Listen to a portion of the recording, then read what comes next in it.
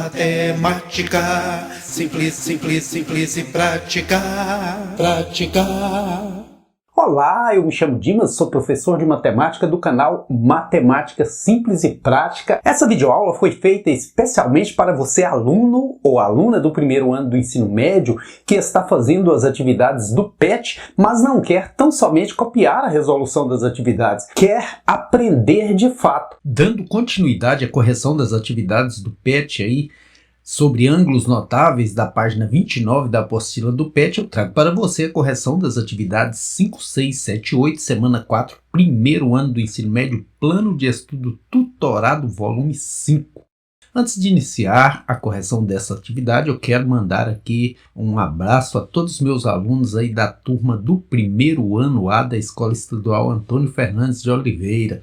E a você que é de outras escolas, seja muito bem-vinda. É um prazer que você esteja assistindo essa videoaula, beleza? A questão número 5 foi uma questão tirada aí do baúzinho do CIMAV, né? Esse baú do CIMAV tem muita matemática, é igual o baúzinho do canal Matemática Simples e Prática, tá cheio de matemática, então vamos nessa. Em um triângulo retângulo, cateto adjacente ao ângulo agudo, θ, mede 4 sobre 5 centímetros e o cateto oposto a esse ângulo mede 2 sobre 5 centímetros. Nessas condições, a tangente do ângulo θ é igual a quanto? Então, para a gente resolver essa atividade, o melhor é a gente fazer o desenho, fica mais fácil de perceber que quando a gente fala que o ângulo agudo é θ, nós temos aqui um ângulo de 90 graus, esses outros dois ângulos são agudos, esse aqui a gente pode chamá-lo de θ, porque é o mais agudo deles. Mas mesmo se eu chamasse esse outro aqui de θ, daria certo, só não daria com o ângulo de 90 graus. E aí diz que o cateto adjacente ao ângulo agudo θ mede 4 sobre 5 centímetros. Então, o que é cateto adjacente? Como você já deve ter visto, se assistiu às videoaulas anteriores, catetos são os dois lados menores do triângulo e hipotenusa é o lado maior, a mãezona dos catetinhos, né? Então, no caso aqui, o cateto adjacente, adjacente quer dizer ligado, o cateto que está ligado ao ângulo θ aqui, é esse que nós vamos colocar nele a medida 4 sobre 5. E o cateto oposto, oposto é muito simples, né? É o que está do lado contrário. Se o ângulo θ está aqui, o cateto oposto está lá do outro lado. E mede 2 sobre 5 centímetros. E agora pede para a gente encontrar a tangente. Tangente, cateto oposto, sobre cateto adjacente. Então, nós vamos pegar aí o cateto oposto, que é 2 sobre 5 centímetros, e dividi-lo pelo cateto adjacente, que é 4 sobre 5 centímetros. E, na divisão de frações, a gente multiplica em cruz, né? Então, nós vamos ter aqui que a tangente do ângulo θ é multiplicado em cruz 2 por 5 vai dar 10. 5 por 4 vai dar 20. E quando a gente simplifica, simples fica. Vamos simplificar numerador e denominador por 10, assim nós vamos obter 1 no numerador, 2 no denominador, beleza? Mas nós temos as alternativas aqui em forma de decimal e aqui nós temos em forma de fração. 1/2, fração quer dizer divisão. Sempre em uma fração, você pode pegar a divisão do numerador pelo denominador. 1 dividido por 2 não dá. Você coloca um zero no quociente e transforma esse 1 em décimos. Então vai dar 10 décimos, né? E assim a gente vai obter também aqui no quociente décimos. 10 dividido por 2, 5. 5 décimos. Por que décimos? Porque está uma casa após a vírgula. Então a alternativa correta é a letra C. Não é isso, Zé Joinha? Beleza! Então vamos agora à correção da atividade número 6, que também foi tirada aí do baúzinho do CIMAV. Eita, baúzinho mágico, né? A altura de um triângulo equilátero divide-o em dois triângulos retângulos com ângulos agudos medindo 30 e 60 graus, como os da figura. Aqui está a figura, bacanona e bonitona, né? Conhecendo as medidas dos lados desses triângulos, podemos utilizá-lo para calcular o valor do seno, do cosseno e da tangente de 30 e 60. Desse modo, o valor do seno de 30 mais cosseno de 60 é quanto? Então, no triângulo aqui, a gente tem esse ângulo de 30, esse de 60, e pede o seno desse de 30, que está em amarelinho, o ângulo de ouro aí, né? Mas, o que é seno? Seno é a divisão do cateto oposto pela hipotenusa. Né? O que é que a gente usa? Cateto oposto sobre hipotenusa. Quanto vale o cateto oposto a esse ângulo oposto que está do lado contrário? Vale x sobre 2. Então, o seno de 30 é cateto oposto, que é x sobre 2, sobre hipotenusa. Nesse caso, eu vou colocar de uma forma diferente. Ao invés de colocar um em cima do outro, que vai dar uma coluna muito alta, né? Eu vou colocar um dividido pelo outro. Como eu já disse anteriormente, fração é divisão. É o numerador dividido pelo denominador. Então, eu posso colocar x sobre 2, que é o numerador, dividido por x, que é o denominador. Então, o seno de 30 vai ser o quê? Divisão de frações multiplica-se em cruz. É como se tivesse um 1 aqui no denominador desse x. Então, x vezes 1, x. 2 vezes x, 2x. E quando a gente simplifica, simplifica. Então, dá para cortar esse x com esse. Sobrou o quê? Todo número dividido por ele mesmo é 1. Então, sobrou 1 no numerador sobre 2, ou seja, 1 meio. O seno de 30 é o meio. Isso também a gente já viu na tabelinha de senos, cossenos e tangentes de ângulos notáveis. Aqui a gente está só confirmando, não é mesmo? E o cosseno de 60, esse bonitão aqui, verdinho de esperança. O que é cosseno? Cosseno é a divisão do cateto adjacente sobre hipotenusa. Então, adjacente quer dizer ligado. Né?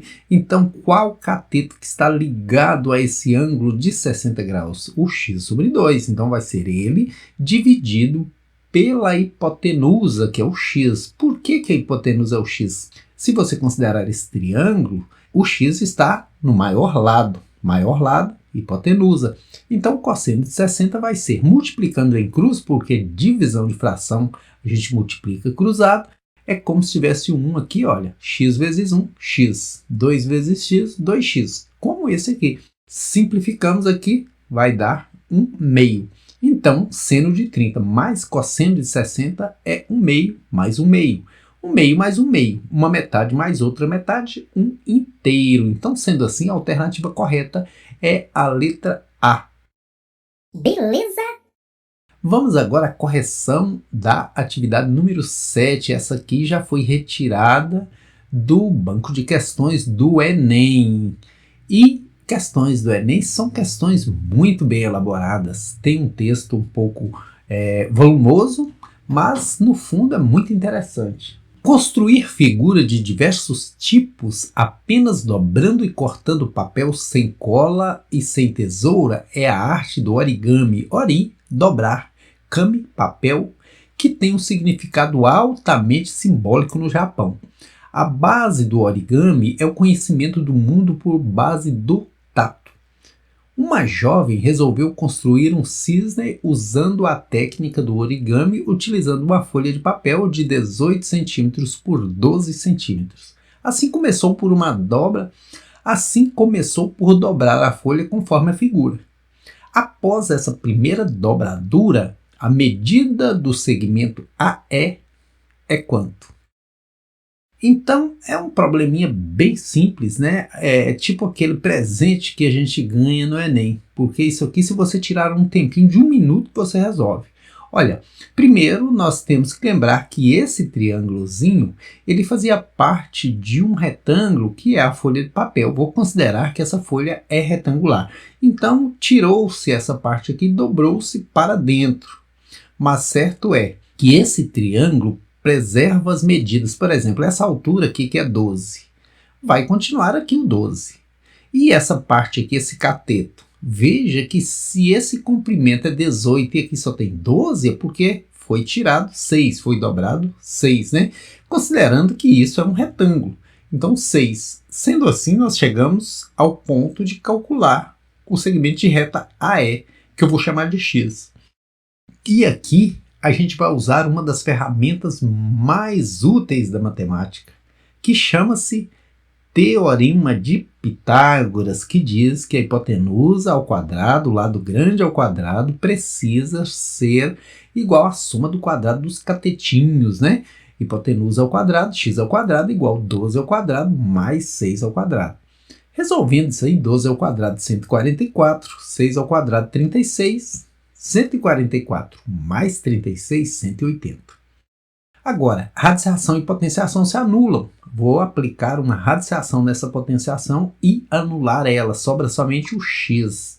Porém, quando eu coloco radiciação de um lado, eu tenho que colocar do outro, para manter o equilíbrio da equação. Equação significa equilíbrio. Se você coloca só de um lado, vai tombar a gangorra. Se coloca dos dois, vai manter o equilíbrio, certinho? Mas 180, quem sai, quem fica dentro da raiz?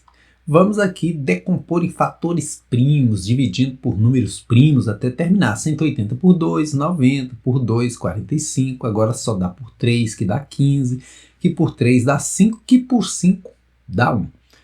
A gente usa dizer assim, quem tem par, sai para dançar. Quem não tem, fica lá.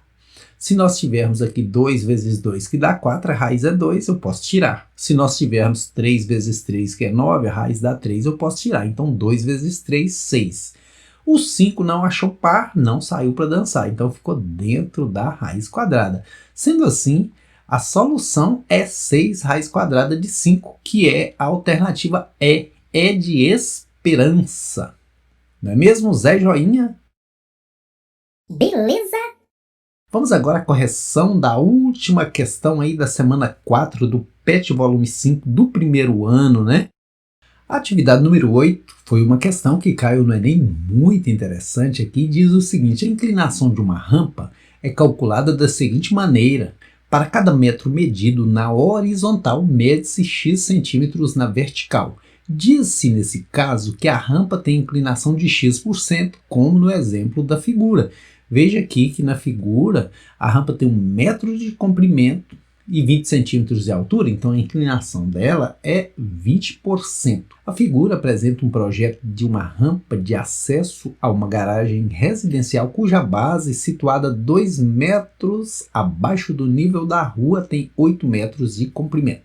Veja aqui, 8 metros de comprimento e a altura 2 metros. Aí agora vem, depois de projetada a rampa, o responsável pela obra foi informado de que as normas técnicas do município onde ela está localizada exigem que a inclinação máxima de uma rampa de acesso a uma garagem residencial seja de 20%. Se a rampa projetada tiver inclinação superior a 20%, o nível da garagem deverá ser alterado para diminuir o percentual de inclinação, mantendo o comprimento da base da rampa.